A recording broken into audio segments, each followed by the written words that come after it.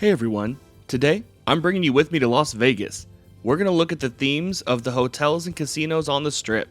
Feel free to check the description and time codes below where I'll list the hotels as well as their themes if you want to skip around. There are a lot of properties to cover, and we'll start with the Caesars properties. We start off our journey at Planet Hollywood.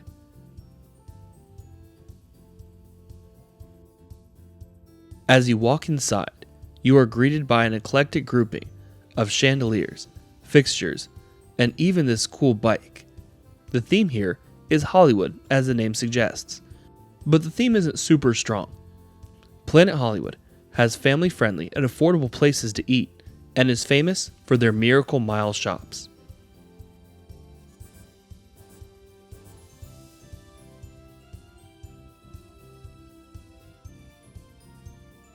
After exploring Hollywood, we venture out west to the Horseshoe. The Western theme is a bit subtle until you really start looking at it. I thought the casino area here was actually pretty nice.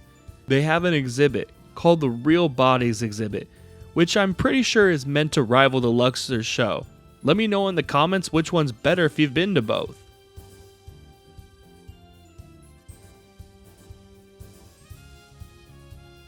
Next, we'll head further down the Strip to Harrah's Hotel and Casino. You are greeted by purple and white all throughout the exterior and interior. Their theme is actually New Orleans or Mardi Gras style. If you haven't been to New Orleans or Mardi Gras, it's probably not obvious though. They have a Fulton Street area, which is supposed to resemble Fulton Street in New Orleans. The next place on our list today is the Cromwell. It's supposed to be a modern French theme. It's black and red throughout with a beautiful dark brown wood as well. If I could use two words to describe the Cromwell, it's quiet and exclusive. It's right in the middle of the action, but you wouldn't know it because of how tame it was. I thought this hotel was stunning. Maybe not the strongest theme, but absolutely stunning.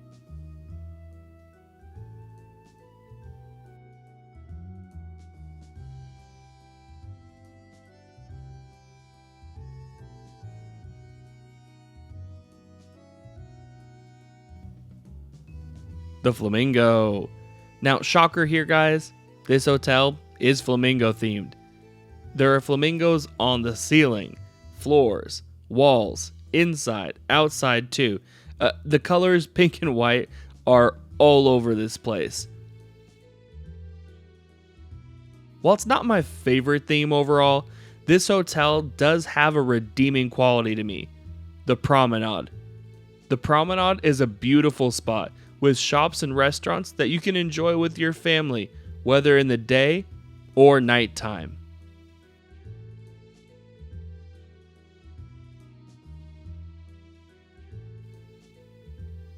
The next hotel we're looking at, the Linq, shares the Promenade with the Flamingo.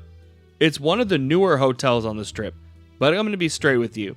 It has no theme whatsoever. I've heard it's a great place to stay, and is one of the best pool environments in a more budget-friendly hotel.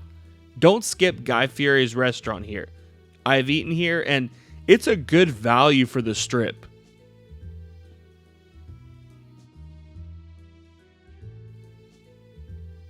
We now go from one of the newer hotels to a classic staple, Paris. Now, I'm not into the Parisian theme or really almost anything French in general, but they knocked this one out of the park, guys.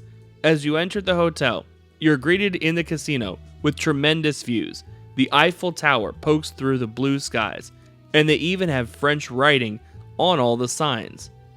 As beautiful as the main area is, to me, the gems were the side streets.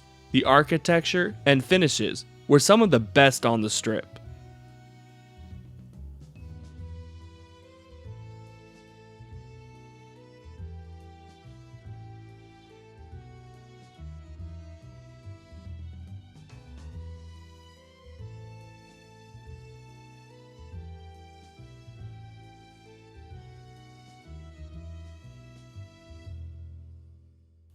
We've now arrived at our final Caesars property and the granddaddy of them all, Caesar's Palace. As you walk in, you're greeted by Caesar himself. The statues, fountains, and murals are stunning. I'd say this place has the best theme of any Caesars property, along with Paris. It is a Roman theme, and the best thing I can say about this place is it didn't feel much like a theme, but rather a collection of stunning art, beautifully curated and displayed throughout.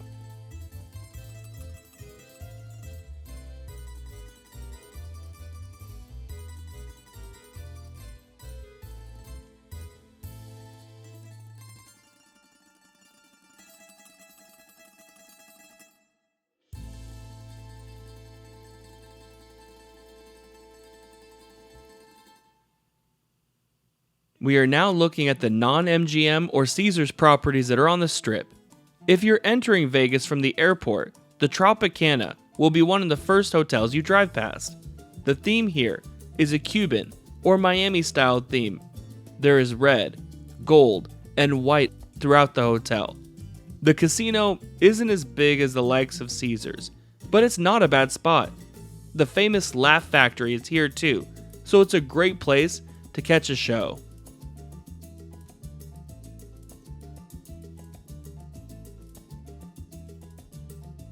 If you head across the street, you'll run into one of the most coveted properties on the Strip, the Four Seasons. You can enter from the outside or through this corridor in Mandalay Bay. It leads you through to the landing with a beautiful staircase. The lobby has a coffee shop and bar depending on the time of day, and it leads you down the hallway with what I would consider to be rather eclectic pieces of art. They have display cases throughout with high-end brands and collector items too. The pool area here is stunning. Not sure why it was closed, but side note, this was the most uncomfortable place to film. I think people could sense the average Joe or poor in me. No one was rude, but I got some looks for sure.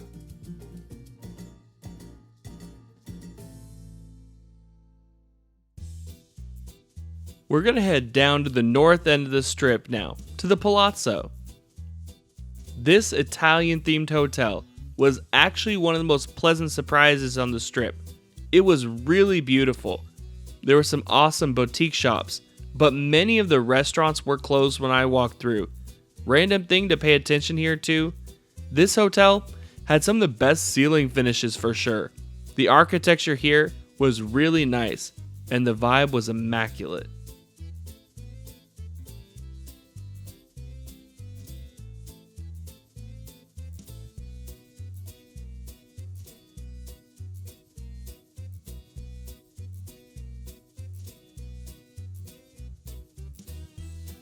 One of my personally most anticipated hotels was up next, Treasure Island.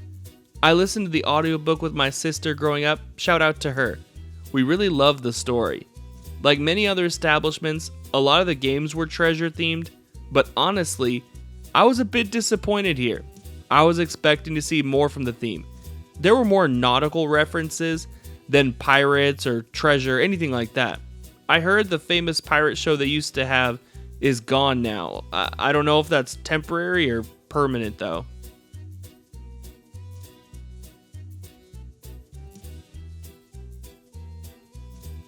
The Mirage is one of the more popular hotels on the Strip. It was recently acquired by the Hard Rock Cafe. This hotel is designed like a desert oasis. They have beautiful water features throughout, and it's a great venue. Hopefully, the Hard Rock's remodel lives up to its predecessor's reputation. Now guys, I didn't have time to venture down to Circus, the Sahara, or the Strat. I recorded this footage within about 20 hours and I couldn't walk 3 more miles in 100 plus degree heat for just a couple hotels. Let me know if you want me to go back and I'll feature these next time. Okay, so our last property we're looking at before we go to MGM properties is the Venetian. Now, the Venetian is one of my favorite hotels on the Strip. The canals, bridges, shops, and gondolas are beautiful. The Venetian is modeled after the city of Venice in Italy, and inside this hotel is epic. Love was even in the air, guys. Of all the independently owned hotels, the theme and execution was hands down the best on the Strip. The Venetian is a true masterpiece, but everyone does know about this hotel. Our next hotel is one you probably don't know much about, the Delano. The Delano is the first MGM property, but the Delano is one of the few MGM hotels without a strong theme. It's relaxed, understated, comfortable, and people kept ruining this shot. You can get to this hotel by going right through Mandalay Bay, and you have convenient access to the Mandalay Bay shops and restaurants there, but your hotel will be a bit more tucked away.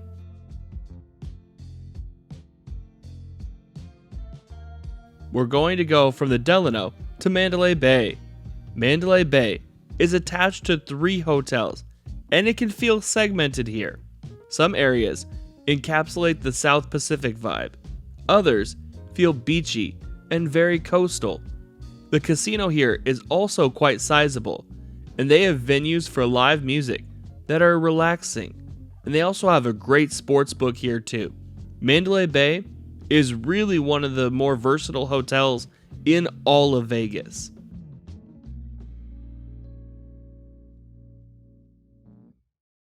Our next stop is at the Luxor, which can be accessed through the shops at Mandalay Bay or through the tram or main entrance. When you walk in, you'll immediately notice the pyramid-shaped ceilings, and here they strike a balance of quality and quantity. The Egyptian theme here is beautiful, but not overdone. The Luxor has amazing shows and exhibits they feature here, but the trade-off is they don't have as many food options as many other properties. One of the most recognizable and beloved hotels on the Strip is the Excalibur. The medieval-themed hotel features castles, Knights of the Round Table, King Arthur's Court, and even hosts the Tournament of Kings show. Not only is the theme itself well done, but they have a show that goes with the theme.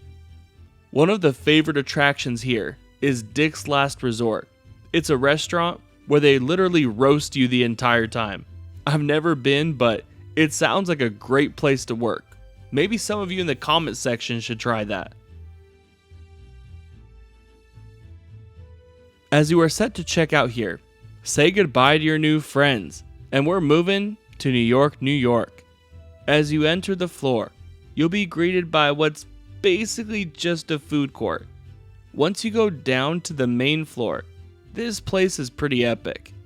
The casino area is quite large, and they have little side streets you can venture through, where they have shops and restaurants. This hotel has a great theme, and the execution is spectacular too.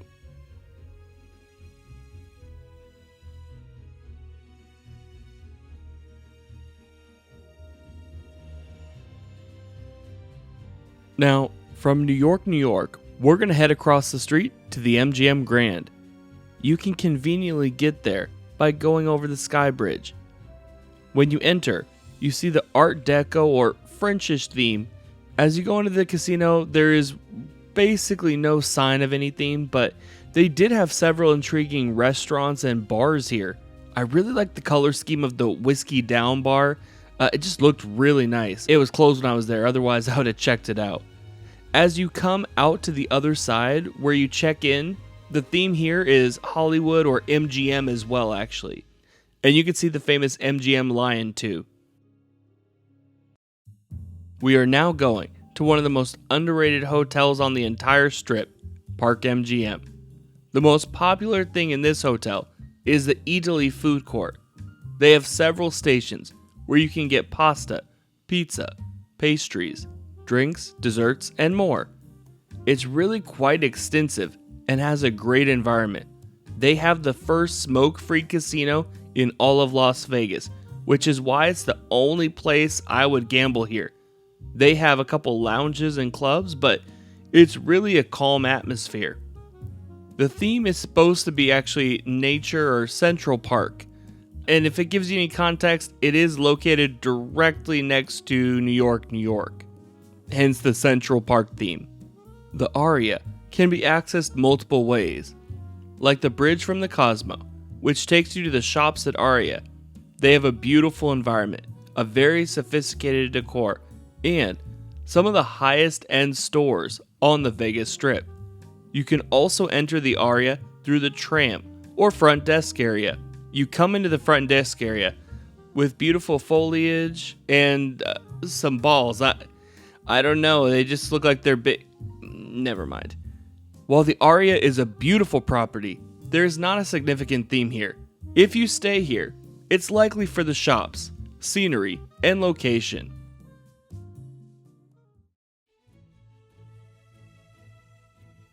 The Aria's next door neighbor, the Cosmo, is the exact opposite. You can't escape the theme here.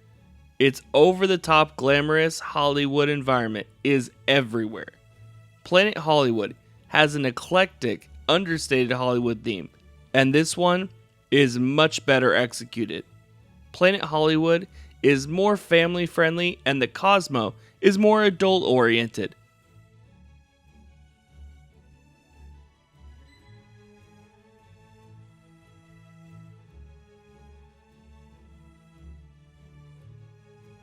The Cosmo is also home to popular speakeasies and clubs.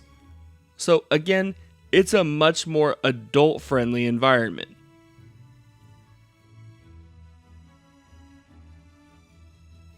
The Bellagio is modeled after the city in Italy, located off the famous Lake Como. It's a stunning replica with great landscaping, restaurants, and finishes. They are famous for their conservatory area that changes with every season. I love the architectural details that were throughout this place. The chandeliers, trim, doors, windows, ceilings, everything here was exquisite. It screams high-end without being overwhelming and obnoxious.